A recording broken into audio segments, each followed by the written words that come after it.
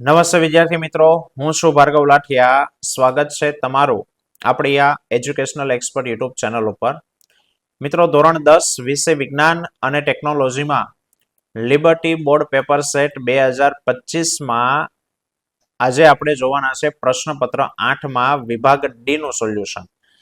તો મિત્રો, જો ચેનલ પર નવા હોય તો પ્લીઝ ચેનલને સબસ્ક્રાઇબ કરી લો અને વિડીયોને પ્લીઝ લાઇક કરો. તમે વિડીયો જોવો છો યાર, પણ લાઇક નથી કરતા. વિડીયો લાઇક કરો અને તમારા બીજા ધોરણ 10ના વિદ્યાર્થી મિત્રો સુધી શેર કરો, જેથી કરીને એને પણ આ લિબર્ટીનું સોલ્યુશન મળી શકે. ચાલો મિત્રો, તો શરૂઆત કરીએ. વિભાગ ડી માં પહેલો પ્રશ્ન છે કે ભાઈ, રસોડામાં તમારા મમ્મી કરકરા પકોડા કે કેક બનાવે છે તો એના માટે કયું રસાયણ વાપરે છે? તેનું નામ લખી તેની બનાવટ રાસાયણિક સમીકરણ સાથે સમજાવો. તો લખવાનું મિત્રો, કરકરા પકોડા કે કેક બનાવે છે તો એના માટે બેકિંગ સોડાનો ઉપયોગ થાય. રાસાયણિક નામ છે એનું સોડિયમ બાયકાર્બોનેટ. તેની બનાવટ, ચાલો તો મિત્રો બનાવટ છે સોડિયમ કાર્બોનેટના જલીય દ્રાવણમાં કાર્બન ડાયોક્સાઇડ વાયુ પસાર કરો તો બેકિંગ સોડા મળી જાય. પણ 4 માર્ક્સમાં આટલું ન હોય, સવાલ અધૂરો છે. બીજી બનાવટ કે ભાઈ સોડિયમ ક્લોરાઇડ એટલે કે NaCl એના જલીય દ્રાવણમાં એટલે કે +H2O એમાંથી કાર્બન ડાયોક્સાઇડ એટલે કે CO2 અને એમોનિયા એટલે NH3 વાયુ પસાર કરો તો પણ તમને બેકિંગ સોડા એટલે કે NaHCO3 અને NH4Cl છે તે મળે, બેકિંગ સોડા બને. બરાબર. અને ખાવાના સોડાને ગરમ કરો તો આ જે પ્રક્રિયા હતી એની રિવર્સ કરી નાખવાની, એ પ્રક્રિયા થાય. અને સાથે સાથે એના ઉપયોગો કીધા છે? નથી કીધા. પણ મિત્રો 4 માર્ક્સમાં આટલું ન હોય તો ઉપયોગો લખવા પડે. તો ઉપયોગો બોલી દઈએ આપણે કે ભાઈ બેકિંગ સોડા અને ટાર્ટરિક એસિડનું મિશ્રણ બેકિંગ પાવડર બનાવવા માટે વપરાય છે. બરાબર. બેઝિક ગુણ ધરાવતા હોવાને કારણે એન્ટાસિડ તરીકે વપરાય છે એસિડિટીની સારવારમાં. સોડા એસિડ અગ્નિશામકમાં, ઘરગથ્થુ રસોઈના હેતુથી, પ્રયોગશાળામાં પ્રક્રિયક તરીકે. ચલો, બીજો છે દાણાદાર ઝીંકની H2SO4 સાથેની પ્રક્રિયાનું વર્ણન કરો અને ઝીંકની NaOH સાથેની પ્રક્રિયાનું સમીકરણ લખો. ચાલો મિત્રો, તો પ્રયોગમાં હેતુ એસિડની ઝીંક સાથેની પ્રક્રિયા સમજવી. સાધનમાં આકૃતિમાં દેખાય બધું, સ્ટેન્ડ, બરાબર, કસનળી, રબરનું બુચ, વિમોચન નળી, કાચનું પાત્ર, મીણબત્તી, આ સાધનો. પદાર્થોની અંદર મંદ સલ્ફ્યુરિક એસિડ, દાણાદાર ઝીંક, સાબુનું દ્રાવણ, આટલા પદાર્થો. આકૃતિ દોરવાની પદ્ધતિ. સૌપ્રથમ આકૃતિમાં દર્શાવ્યા પ્રમાણે સાધનની ગોઠવણી કરો. એક કસનળીમાં થોડુંક સલ્ફ્યુરિક એસિડ લ્યો અને એમાં દાણાદાર ઝીંકના થોડાક દાણા ઉમેરો. શું થાય છે એનું અવલોકન કરો. બીજું, ઉત્પન્ન થયેલો વાયુ એને સાબુના દ્રાવણમાંથી પસાર કરો અને વાયુ ભરેલા પરપોટાની નજીક સળગતી મીણબત્તી લઈ જાઓ અને શું થાય છે તેનું અવલોકન કરો. બરાબર. તો મિત્રો, અવલોકન કરતા એવું જણાશે આપણને, અવલોકન કરતા એવું જણાશે આપણને કે ભાઈ મંદ H2SO4 અને દાણાદાર ઝીંક વચ્ચેની પ્રક્રિયા થઈ હાઇડ્રોજન વાયુના પરપોટા ઉત્પન્ન થાય છે. સમીકરણ Zn plus H2SO4 it gives ZnSO4 plus H2. પણ આપણને જે પૂછ્યું છે તે મિત્રો એ નથી. આપણને જે પૂછ્યું છે એ છે NaOH plus Zn. પ્રક્રિયા થઈને sodium zincate Na2ZnO2 plus H2. આ સમીકરણ આપણને પૂછ્યું છે. 49મો છે, નીચે આપેલા કાર્બનિક સંયોજનના બંધારણીય સૂત્ર લખો. તો પહેલું છે બેન્ઝીન. તો બેન્ઝીનનું બંધારણ મિત્રો, દરેક ખૂણા ઉપર એક કાર્બન એક હાઇડ્રોજન હોય એવું ષટકોણ બનાવવાનું. CH, બરાબર, દરેક ખૂણે કાર્બન હાઇડ્રોજન CH. હું માઉસથી લખું છું મિત્રો, એટલે વ્યવસ્થિત કદાચ ન લખાય. CH અને પછી એક મૂકીને એક સ્થાને ડબલ બંધ દોરી દેવાના, એટલે આ થઈ ગયું બેન્ઝીન. બરાબર. અને ક્લોરોપ્રોપેન, તો મિત્રો પ્રોપેન છે એટલે કેટલા કાર્બન હોય? 3. તો CH3 CH2 CH2 અને ક્લોરો કીધો છે એટલે Cl, તો ક્લોરોપ્રોપેન થઈ ગયું. ચલો બીજું છે એસ્ટરીકરણની પ્રક્રિયા સમજાવો. તો આ એસ્ટરીકરણ આપ્યું છે કે ભાઈ એસિડ અને આલ્કોહોલ વચ્ચેની પ્રક્રિયાથી, એસિડ એટલે કયું? Carboxylic acid. બરાબર. અને આલ્કોહોલ વચ્ચેની પ્રક્રિયાથી એસ્ટર બને છે. આ પ્રક્રિયા એને એસ્ટરીકરણ કહેવાય. ઇથેનોઇક એસિડ એની ખનિજ એસિડ ઉદ્દીપકની હાજરીમાં જો ઇથેનોલ સાથે પ્રક્રિયા કરો તો એમાંથી ઇથાઇલ એસિટેટ મળે. આયરું સમીકરણ CH3COOH એસિડ CH3CH2OH ઇથેનોલ વચ્ચે પ્રક્રિયા થઈને અહીંયાથી OH અને અહીંયાથી H, અથવા તો અહીંયાથી OH અને અહીંયાથી ફક્ત H, કોઈ પણ એક રીતે દૂર થાય, પાણી બને.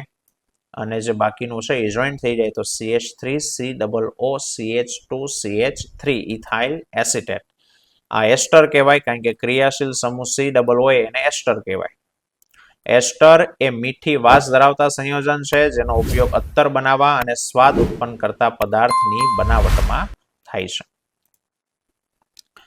ચાલો પછીનું છે કે ભાઈ હૃદયની આકૃતિ દોરી અને તેમાં રુધિરનું પરિવહન સમજાવો. તો મિત્રો હૃદયની આકૃતિ, ચલો ડાબા ખંડોમાં કે સૌ પ્રથમ ફેફસામાંથી ફુફ્ફુસીય શિરા દ્વારા ઓક્સિજન યુક્ત રુધિર હૃદયના ડાબા કર્ણકમાં આવે.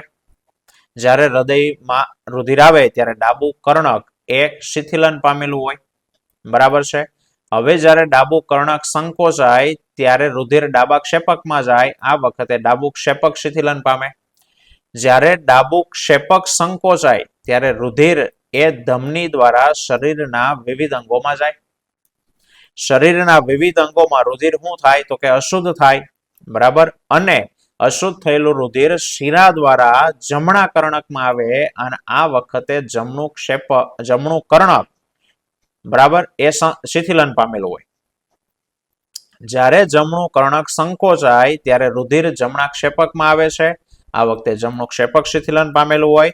અને જ્યારે જમણું ક્ષેપક સંકોચાય ત્યારે રુધિર શુદ્ધ થવા માટે ફેફસાની અંદર છે તે ફુફ્ફુસીય ધમની દ્વારા છે તે જાય.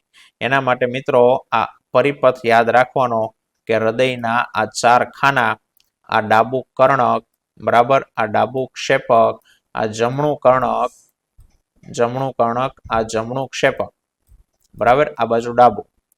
અહીંયા ફેફસા, ફેફસામાંથી ડાબા કર્ણક, ડાબુ ક્ષેપક, ત્યાંથી અંગમાં જાય, અશુદ્ધ થાય, જમણું કર્ણક, જમણું ક્ષેપક, અને આ રીતનો એનો પથ આવે. ઓકે. ચાલો પછી છે મનુષ્યમાં મૂત્ર કેવી રીતે ઉત્પન્ન થાય સમજાવો. તો મૂત્ર નિર્માણ કે ભાઈ મૂત્રપિંડમાં પાયારૂપ ગાળણ એકમ એ મૂત્રપિંડ નલિકા છે. એની અંદર રુધિર ફિલ્ટર થાય. પ્રત્યેક મૂત્રપિંડમાં મોટી સંખ્યામાં મૂત્રપિંડ નલિકાઓ હોય અને ખૂબ વધુ હોવાથી તેઓ નિકટતમ રીતે ગોઠવાયેલી હોય. મૂત્રપિંડ નલિકા લાંબી ગૂંચળામય રચના છે જેના અગ્રભાગે કપ આકારની બાઉમેનની કોથળી આવેલી છે અને તેનો અંત સંગ્રહણ નલિકામાં થાય. આ ઊભી નળી એને સંગ્રહણ નલિકા કહેવાય. બરાબર. બાઉમેનની કોથળીની અંદર પાતળી દિવાલ વાળી રુધિર કેશિકાનું ઝુમખું હોય જેને રુધિર કેશિકા ગુચ્છ કહેવાય. રુધિરમાંથી ઉત્સર્ગ દ્રવ્યોને ગાળી અને અલગ કરવો એનો હેતુ છે. મૂત્રપિંડ એ રુધિરમાંથી નાઇટ્રોજન યુક્ત ઉત્સર્ગ દ્રવ્યો જેવા કે યુરિયા, યુરિક એસિડ વગેરેને દૂર કરે. ગાળણ એકમો મૂત્રપિંડ નલિકા દ્વારા મૂત્ર ઉત્પન્ન થાય છે અને બાઉમેનની કોથળીમાં ગાળણ એકત્ર થાય. રુધિર કેશિકા ગુચ્છ, આમાં રુધિર ગળાણું, એમાંનું જે ગાળણ આવ્યું ગાળાણી બાઉમેનની કોથળીમાં ઠલવાણું. હવે એ જે ગાળણ છે એમાં ગાળણમાં કામની વસ્તુ છે જેમ કે ગ્લુકોઝ, એમિનો એસિડ, ક્ષાર, પાણી, યુરિયા, યુરિક એસિડ, આ બધું છે. એ ગાળણ આ પીળી નળીમાં પસાર થાય. જેમ જેમ એ પસાર થાય તેમ તેમ તેનું પસંદગીશીલ પુનઃ શોષણ થાય. એટલે કે જે વસ્તુ શરીરમાં ઓછી હશે એ શોષાઈ જશે. જેમ કે શરીરમાં પાણી ઓછું હશે તો પાણી શોષાશે. જો શરીરમાં પાણી ઓછું નહીં હોય, વધુ હશે તો ત્યાં શોષણ નહીં થાય, ઓછું થશે. બરાબર. તો જેમ જેમ ગાળણ મૂત્રપિંડ નલિકામાં વહન પામે છે તેમ તેમ આ ઉપયોગી પદાર્થનું પસંદગીશીલ પુનઃ શોષણ થાય. પાણીના પુનઃ શોષણનો આધાર શરીરમાં રહેલું પાણીનું પ્રમાણ અને ઉત્સર્જિત કરાતા દ્રવ્યોના નકામા દ્રવ્યોના પ્રમાણ ઉપર રહેલો હોય અને આ રીતે મૂત્ર ઉત્પન્ન થાય. બરાબર. આને લખવાની જરૂર નથી. 52મો વાતાવરણીય વક્રીભવનને કારણે થતી ઘટનાઓ જણાવી કોઈ એક ઘટના સમજાવો. તો મિત્રો વાતાવરણીય વક્રીભવનને કારણે વહેલો સૂર્યોદય, મોડો સૂર્યાસ્ત, તારાઓનું ટમટમવું વગેરે જેવી ઘટના દેખાય. કોઈ પણ એક સમજાવવાની કીધી છે તો આપણે તારાઓનું ટમટમવું લખીએ કે ભાઈ તારાઓના પ્રકાશનું વાતાવરણીય વક્રીભવન થવાથી એ ટમટમતા લાગે. આ તારાઓનો પ્રકાશ પૃથ્વી ઉપર પહોંચે તે પહેલા પૃથ્વીના વાતાવરણમાં સતત વક્રીભવન પામતો જાય. વાતાવરણીય વક્રીભવન એવા માધ્યમમાં થાય કે જ્યાંથી એક જગ્યાએથી બીજી જગ્યાએ જાવ તો વક્રીભવનાંક બદલાતો હોય. જેમ કે પૃથ્વીનું વાતાવરણ હવા છે, પણ હવાની ઘનતા દરેક જગ્યાએ હરખી નથી. નીચેની હવા ઠંડી એટલે ભારે હોય, ઉપરની હવા ગરમ એટલે પતલી હોય. તો માની લો કે કોઈ અહીંયા તારો છે અને એમાંથી કિરણ આવે તો એ પાતળામાંથી ઘટમાં આવે એટલે લંબ તરફ માકું વળતું જાય. અને અહીંયાથી અવલોકનકારક ક્ષિતિજમાં જોવે તો એને તારો અહીંયા દેખાય, મૂળ સ્થાન કરતા ઉપર. બરાબર.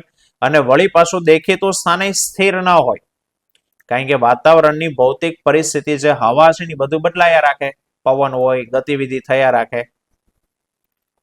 અને એટલા માટે તારાનું દેખીતું સ્થાન પણ સ્થિર હોતું નથી, બદલાયા રાખે. અને આમ તારા પૃથ્વીથી દૂર હોવાથી એને પ્રકાશના બિંદુવત ઉદ્ગમ કહેવાય અને તારામાંથી આવતા પ્રકાશનો માર્ગ બદલાયા રાખે અને એટલે તારાનું દેખીતું સ્થાન પણ છે તે બદલાય અને જેને કારણે આંખમાં પ્રવેશતા પ્રકાશની માત્રામાં અનિયમિતપણે ફેરફાર થાય, જેને ટમટમવાની અસર કહેવાય. જેથી તારો કોઈક વાર પ્રકાશિત દેખાય, કોઈ વાર ઝાંખો દેખાય. વિદ્યુત પરિપથમાં ઉપકરણને ઓવરલોડિંગથી થતા નુકસાનથી બચાવવા માટેના સાધનનું નામ જણાવી તેમાં ટૂંકમાં માહિતી આપો. તો મિત્રો ઓવરલોડિંગથી બચાવવા માટેનું સાધન એટલે ફ્યુઝ. કે તમામ ઘરેલું પરિપથમાં ફ્યુઝ એક અગત્યનો ઘટક છે. તેના ઉપયોગથી પરિપથમાં શોર્ટ સર્કિટ અથવા ઓવરલોડિંગને કારણે અકસ્માત જેવા કે શોક લાગવો, આગ, ઉપકરણોને નુકસાન વગેરે અટકાવી શકાય. ફ્યુઝ તો કે અતિ મહત્વની રચના છે. ફ્યુઝમાં નીચા ગલન બિંદુ વાળો ટૂંકો પાતળો ટીન પ્લેટેડ તાંબાનો તાર હોય. પરિપથમાં વિદ્યુત પ્રવાહ જો અમુક મર્યાદા કરતા વધી જાય તો તે તાર તૂટી જાય છે અને પરિપથ ખુલ્લો બની જાય. ફ્યુઝ તો કે ફ્યુઝને હંમેશા લાઈવ વાયર હારે શ્રેણીમાં જોડવામાં આવે છે. ફ્યુઝને પરિપથની શરૂઆતમાં જોડવામાં આવે. ફ્યુઝ વાયર જેમ જાડો એમ પ્રવાહ વહેવાની ક્ષમતા વધુ હોય, કારણ કે અવરોધ છે ની આડછેદના ક્ષેત્રફળના વ્યસ્ત પ્રમાણમાં. તાર જેટલો જાડો એટલો અવરોધ ઓછો અને અવરોધ અને પ્રવાહ પણ વ્યસ્ત પ્રમાણમાં. કે જેટલો અવરોધ ઓછો તો પ્રવાહ વધારે આવે. બરાબર. બીજું ભાઈ મહત્તમ પ્રવાહ જે પરિપથમાંથી વહી શકે એની કરતા થોડાક ઓછા રેટિંગ વાળો ફ્યુઝ છે તે વાપરવો. ઘરેલું પરિપથમાં બે પ્રકારના ફ્યુઝ વપરાય. એક આ ધાતુ પોર્સેલિન વાળો જે મીટરમાં બાજુ મૂક્યો હોય અને એક કાચની નળી વાળો જે ઇલેક્ટ્રોનિક સાધનોમાં વપરાય. ચલો અને મિત્રો લાસ્ટ છે ઓઝોન એટલે શું?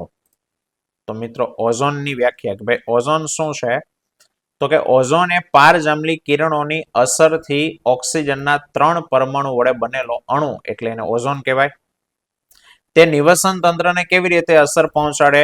તો કે ભાઈ ઓઝોન એ ઉપરના સ્તરે એક આવશ્યક કાર્ય કરે પણ ભૂમિના સ્તરે એક ઘાતક વાયુ છે. સૂર્યમાંથી આવતા ઓછી તરંગ લંબાઈના પારજાંબલી કિરણો એને શોષી લે અને પૃથ્વી પર આવતા રોકે.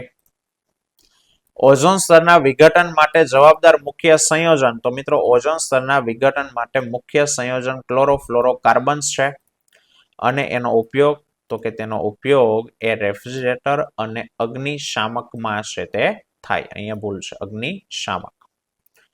બરાબર. તો મિત્રો આ હતા વિભાગ ડી નું સોલ્યુશન.